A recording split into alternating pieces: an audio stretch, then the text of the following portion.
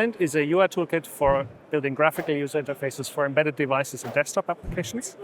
At our booth here, we're showing Slint on embedded devices in particular, from microcontrollers to microprocessors to desktop systems and a variety of devices. We have the Verdin iMX95 Toradex board, and that's our flagship demo this year. What we're showing here is so-called what we call dual rendering.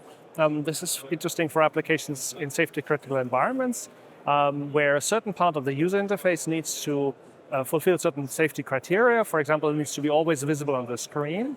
And so those elements of the UI can be rendered on the Cortex-M processor on the Toradex board. And they can be rendered in a way that they control the display and they will always be visible. And that's the kind of code that you can then submit for qualifications, for safety certification. And the rendering can be combined with Linux running on the Cortex A with Horizon. And that's where you can render the rest of the UI. And the cool thing is that both UIs blend together and they look as one.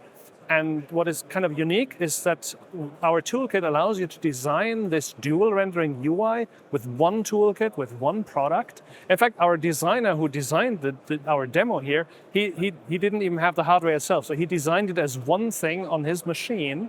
And I'm the one who ported them to the hardware and split it into the two different layers, the safety critical layer and the regular layer.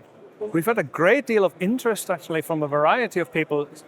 Sometimes people are interested in using this in safety critical environments, but even people who just are interested in using this to reduce the cost. They have devices where robustness is just important, where they have two different kind of screens, and suddenly one person came up to me and was like, oh, this is interesting, because that means we could just, instead of having two screens attached, we could just attach only one screen and have the thing that needs to be a little bit more robust always run on the Cortex-M. So I think there's a variety of possible applications. We have a great deal of interest for this.